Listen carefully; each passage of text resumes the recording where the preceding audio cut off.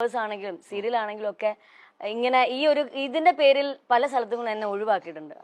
ജയിലിൽ കിടന്ന ആളെയൊക്കെയാണ് സീരിയൽ അഭിനയിപ്പിക്കുന്നത്. ആ ഒരു ടോക്ക് വരാം. ഇതൊക്കെ ഞാൻ ഓൾറെഡി കേൾക്കുന്ന കാര്യം, എനിക്ക് തെളിവുണ്ട്. കാരണം ഇത് മറ്റുള്ളവർ പറഞ്ഞല്ല, ഞാൻ കേട്ടോണ്ടിരിക്കുന്ന. അപ്പൊ അങ്ങനെ ഒത്തിരി സ്ഥലങ്ങളിൽ എന്നെ ഒഴിവാക്കിയിട്ടുണ്ട്. അപ്പൊ അതൊക്കെ ശരിക്കും ഭയങ്കര പെയിൻഫുൾ ആയിരുന്നു എന്നെ സംബന്ധിച്ച്.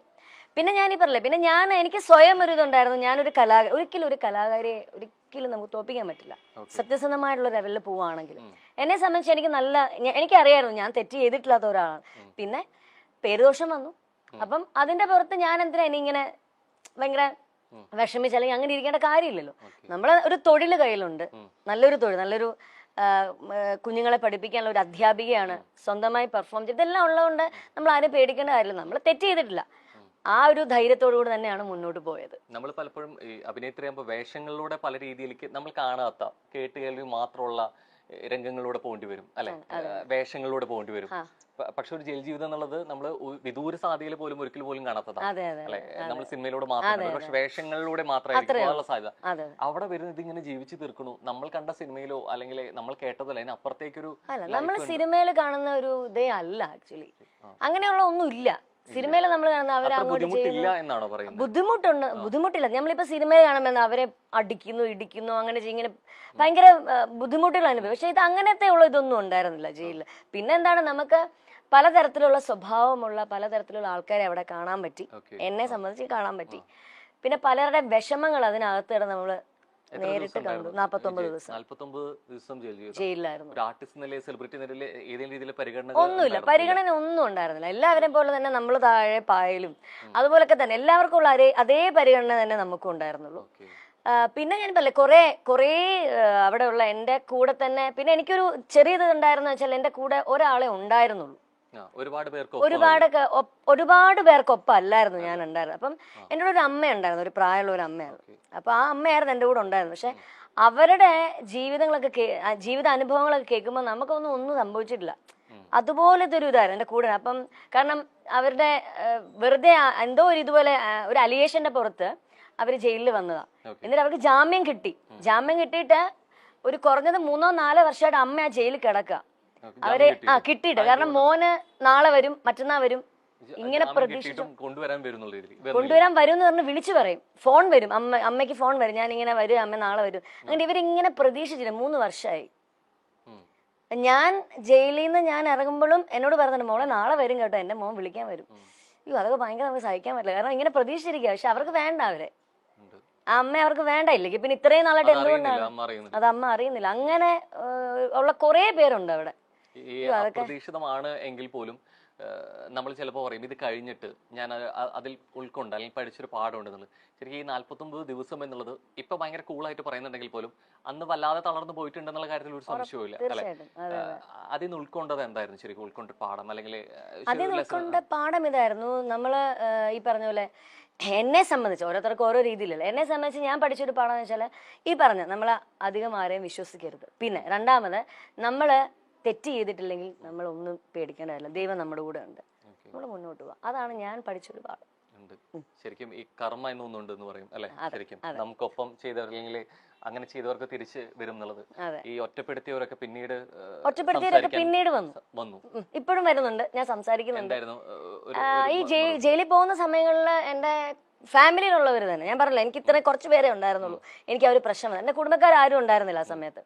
പക്ഷെ ആ സമയത്ത് ഈ അറസ്റ്റ് ചെയ്യുന്ന ആർക്കും പ്രതീക്ഷയില്ലാത്തൊരു കാര്യമാണ് ഈ ഒരു കേസിൽ. കാരണം എന്റെ കൂടെ എന്റെ പിന്നെ വീടിന്റെ ഫ്രണ്ടിൽ തന്നെ മീഡിയാസ് മൊത്തം ഉണ്ടായിരുന്നു ഈ സമയത്ത്. ചെറിയ റൂമർ കേട്ടു, അതിന്റെ ഭാഗത്ത് ഇവരെല്ലാവരും ഇങ്ങനെ ഉണ്ട്. അപ്പൊ ഞാൻ അവർക്ക് ആഹാരം കൊടുക്കുന്നു, ഞാൻ അവർക്ക് ചായ കൊടുക്കുന്നു, നമ്മുടെ മീഡിയാസിലുള്ള എല്ലാവർക്കും ഞാൻ ചെയ്യാറുണ്ട്. അത്ര ക്ലോസ് ആയിരുന്നു അവരൊക്കെ ആയിട്ട്. അപ്പോഴും ഈ അറസ്റ്റ് എന്നുള്ളത് പ്രതീക്ഷിക്കുന്നില്ല. അപ്പൊ എന്റെ കുടുംബത്തിലുള്ള 1-2 പേര് അവിടെ നമ്മുടെ വീട്ടിലോട്ട് വന്ന് കേറാൻ പോകുന്ന സമയത്താണ് ശരിക്കും ഈ പോലീസ് ജീപ്പ് വരുന്നതും. എല്ലാം പെട്ടെന്നായിരുന്നല്ലോ, വരുന്നു, വിളിക്കുന്നു, പോകുന്നു, ഇങ്ങനെ ആയിരുന്നു. അപ്പം ഇവര് വന്ന് കയറിയവര് ഇത് കണ്ട് പേടിച്ചിട്ട് അവിടെ ഉള്ള, അതും പറഞ്ഞത് മീഡിയാസിനോട് തന്നെ പറഞ്ഞു. അയ്യോ ഫാമിലിയാന്ന് അവരോട് പറഞ്ഞു ഞങ്ങളെയും. അപ്പോഴാണ് പറയുന്നത് ഇങ്ങനെ പോലീസൊക്കെ ഉണ്ടെന്ന് പറഞ്ഞപ്പോഴത്തേക്കും അയ്യോ എന്നാൽ ഞങ്ങളെയും കൂടെ അറസ്റ്റ് ചെയ്യുമെന്ന് പറഞ്ഞ് ഈ വന്ന കുടുംബക്കാര് തന്നെ തിരിച്ചങ്ങ് പോയി. അങ്ങനെ കുടുംബക്കാര് തന്നെ ഈ സമയത്ത് ആരും ഉണ്ടായിരുന്നില്ല. ഞാനും എൻ്റെ അമ്മയും, ഞാൻ ജയിലിൽ പോയ സമയത്ത് അമ്മയും അമ്മൂമ്മയും അമ്മയുടെ ആങ്ങളെയും മാത്രമേ ഉണ്ടായിരുന്നുള്ളൂ. പിന്നെ ഈ പേരൻസും ഇടയ്ക്കിടയ്ക്ക് വരുമായിരുന്നു. 2 ദിവസം കൂടുമ്പോൾ അവരെ അമ്മയുടെ അടുത്ത് വരുമായിരുന്നു സംസാരിക്കാനും ഒക്കെ ആയിട്ട്. അല്ല ഒരൊറ്റ കുടുംബക്കാരുണ്ടായിരുന്നില്ല. പക്ഷെ ഇപ്പൊ ജയിലൊക്കെ നിന്ന് ഇറങ്ങി വന്ന് സ്കൂളുകളിലൊക്കെ ക്ലാസ് എടുക്കാൻ പോയി പ്രോഗ്രാംസ് ഒക്കെ ചെയ്യാൻ തുടങ്ങി. കുറച്ചും കൂടെ പഴയതിലും എനിക്ക് തോന്നുന്നു കുറച്ചും കൂടെ ഒന്ന് ആക്റ്റീവായിട്ട് വന്നപ്പോൾ ഈ പേടിച്ച് വന്നവരൊക്കെ ഇപ്പൊ തിരിച്ചു വരുന്നുണ്ട്, സംസാരിക്കുന്നുണ്ട്. ഞാനും അതനുസരിച്ച് നമുക്കും പ്രശ്നമൊന്നുമില്ല, നമ്മൾ സംസാരിക്കുന്നു, അങ്ങനെ പോകുന്നു. ഇപ്പൊ മനസ്സിലായി ആരൊക്കെ ഉണ്ടായിരുന്നു ഈ സമയത്ത്, ആരൊക്കെ നമ്മുടെ കൂടെ ഉണ്ടായിരുന്നു എന്നുള്ളത് നമുക്ക് മനസ്സിലായി. ഈ ഒപ്പമുള്ളവർ ആരൊക്കെ ആയിരിക്കും ഉണ്ടാവുന്ന തിരിച്ചറിയണമെങ്കിൽ നമ്മളൊരു പ്രതിസന്ധിയിലെത്തിയെങ്കിൽ മാത്രമേ അറിയാൻ പറ്റൂ. അത് കൃത്യമായിട്ട് തിരിച്ചറിഞ്ഞു. ഈ ഭയങ്കരമായിട്ട് നമ്മൾ ചിലതൊക്കെ ഉണങ്ങിപ്പോയി കഴിഞ്ഞാലും ഈ മനസ്സിൽ കേട്ട ഈ കോറൽ ഇത് ഉണങ്ങാതെ കെടുക്കുമെന്ന് പറയാറുണ്ട്. ഇല്ല, ഞാൻ ആ സമയത്ത് അങ്ങനെ അനുഭവിച്ചു. എന്റെ ഗ്രഹപ്പഴ സമയത്ത് ഞാൻ അനുഭവിച്ചു, അത് കഴിഞ്ഞു, അത്രേ ഉള്ളൂ. പിന്നെ ഞാൻ അത് ഇങ്ങനെ അങ്ങനെ ആയി, ഇനി അവർക്ക് അങ്ങനെയൊന്നുമില്ല, ഞാനത് മനസ്സിൽ നിന്ന് വിട്ടു. ഈ ടെക്നോളജി എത്ര വളരുന്നു അത്രയും നല്ലതാണെന്ന് പറയും. ഈ നാണയത്തിന്റെ ഇരുവശം പോലെ ഇത്രത്തോളം ഡെവലപ്പ് ചെയ്യുന്നതിനപ്പുറത്ത് ചില മറുവശങ്ങൾ കൂടിയുണ്ട്. അത് അറിഞ്ഞിട്ടുള്ള വ്യക്തി കൂടിയാണ് അല്ലെ. പല രീതിയിലേക്ക് എന്നുള്ള രീതിയിലേക്കാണെങ്കിൽ പോലും, ഇപ്പൊ വീഡിയോ ആണെങ്കിലും സെർച്ച് ചെയ്യണമെങ്കിൽ പോലും, മോർഫിക്കിന്റെ ആണെങ്കിൽ പോലും ബാക്ക് ടു ബാക്ക് എങ്ങനെയാണ് ഇത്രത്തോളം പ്രശ്നങ്ങൾ തരണേ ദൈവമേ എന്നത് എവിടെയൊക്കെ നമ്മൾ മനസ്സുകൊണ്ട് ഉള്ളൊരു ചോദിക്കും. ശരിക്കും പറഞ്ഞാൽ ഞാൻ ഇതുപോലെ എന്റെ ഒരു ജീവിതം തന്നെ വേണമെങ്കിൽ ഒരു ബുക്കാക്കാം. കാരണം അതുപോലുള്ള കാര്യങ്ങളുണ്ട്, തുടക്കം തൊട്ടുള്ള കാര്യം. അപ്പം അന്ന് ഇതുപോലെ മോർഫിങ്ങിന്റെ കേസ് ഇതുപോലെ വന്നു. ഞാൻ തന്നെ കണ്ടിട്ട് ഞെട്ടിപ്പോയി. ഞാൻ തന്നെയാണോ എന്ന് ചിന്തിക്കരുത്, കാരണം നമുക്കറിയാമല്ലോ. അപ്പം അതിങ്ങനെ വന്നു. ഈ പറഞ്ഞ പോലെ എന്നെ പക്ഷെ ആരും വിളിച്ച് ചോദിക്കാല് ഇങ്ങനെ അങ്ങനെയൊന്നും ആരും എന്നെ ചോദിക്കുകയോ ഒന്നും ചെയ്തിട്ടില്ല. ഞാനിങ്ങനെ ഒരാൾ പറഞ്ഞറിഞ്ഞു, ഞാനത് കണ്ടു, ഓക്കെ, എന്റെ അല്ല, വിട്ടു. ഈ പല ആക്ടേഴ്സിന്റെ ആണെങ്കിൽ പോലും ഇതുപോലെ വരുന്നുണ്ട്. ശരിക്കും ഇത് ഇത്രത്തോളം സാധ്യതകളെ കുറിച്ച് അറിയുകയും ചെയ്യാം. എന്തുകൊണ്ട് പിന്നെ ഇത്രത്തോളം ഒരു കോൺട്രവേഴ്സി അല്ലെങ്കിൽ ഇത്രത്തോളം എനിക്ക് തോന്നുന്നു അന്നത്തെ ഇത് 2009 എന്തോ ആ സമയം, അതന്നെ ആ സമയത്തൊക്കെ എനിക്ക് തോന്നുന്നു കുറച്ചുകൂടെ ആൾക്കാർ ഇത്രയും വലിയൊരു എന്താണ് രീതികൾ അന്നത്തെ രീതിയിൽ കുറച്ചും കൂടെ ഡെവലപ്മെന്റ് കുറവല്ലായിരുന്നു. അപ്പൊ ഇപ്പോഴല്ലേ കുറെ മാറ്റങ്ങളും കാര്യങ്ങളും ഒക്കെ വന്നു. അപ്പം ആ സമയത്തുള്ള ആൾക്കാർ ചിലപ്പോൾ ഒരു പക്ഷെ ഇങ്ങനൊക്കെ ആയിരിക്കാം. ഇപ്പം അങ്ങനെ വന്നു കഴിഞ്ഞാൽ എല്ലാവർക്കും അറിയാം ഇതിങ്ങനത്തെ, അല്ലെങ്കിൽ ചിലത് കാണുമ്പോ ചിലപ്പോ ആയിരിക്കാം, നമുക്കറിയില്ല. പക്ഷെ എന്നാലും നമുക്ക് കാണുമ്പോ അറിയാം ഇത് ഇപ്പോഴത്തെ ആൾക്കാർക്ക് മനസ്സിലാവും. ഈ പലപ്പോഴും നമ്മൾ കുറെ കാര്യങ്ങൾ അറിയുന്നതും അല്ലെങ്കിൽ അപ്ഡേറ്റഡ് ആവുന്നതും ഡിജിറ്റൽ പ്ലാറ്റ്ഫോമിലൂടെയാണ്. നവമാധ്യമങ്ങൾക്ക് അതിനുള്ള പങ്ക് വളരെ വലുതാണ്.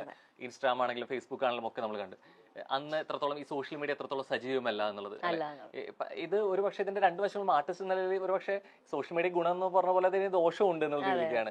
ഇത് സജീവമല്ലാത്തൊരു ഡിജിറ്റൽ പ്ലാറ്റ്ഫോമുകളുടെ പ്രാധാന്യം അത്രത്തോളം ഇല്ലാത്തൊരു കാലം ശരിക്കും ഇതൊരു കാരണമായിട്ടുണ്ടോ? ഇതൊരു ദോഷമാവാൻ എന്നുള്ള രീതിയിലേക്ക് ഇതിന്റെ ഒരു സത്യാവസ്ഥ അറിയാതിരിക്കാൻ അങ്ങനെ തോന്നുന്നുണ്ടോ? ശരിക്കും ഇപ്പം ഇൻസ്റ്റാഗ്രാം, ഫേസ്ബുക്ക് ഇതെല്ലാം ഉണ്ടല്ലോ ഇപ്പം എനിക്ക് തോന്നുന്നു കുറച്ചും കൂടെ ആൾക്കാർക്ക് മറ്റേ പണ്ടത്തെ എന്റെ ഒരു കാഴ്ചപ്പാട്ടില് അന്നത്തെ ആൾക്കാർക്ക് അത്രയും കാര്യങ്ങൾ അത്ര വ്യക്തമാകുന്ന ഒരു സാഹചര്യം ഉണ്ടായിട്ടില്ല എന്നുള്ളതാണ് എനിക്ക് തോന്നിയിട്ടുള്ളത്.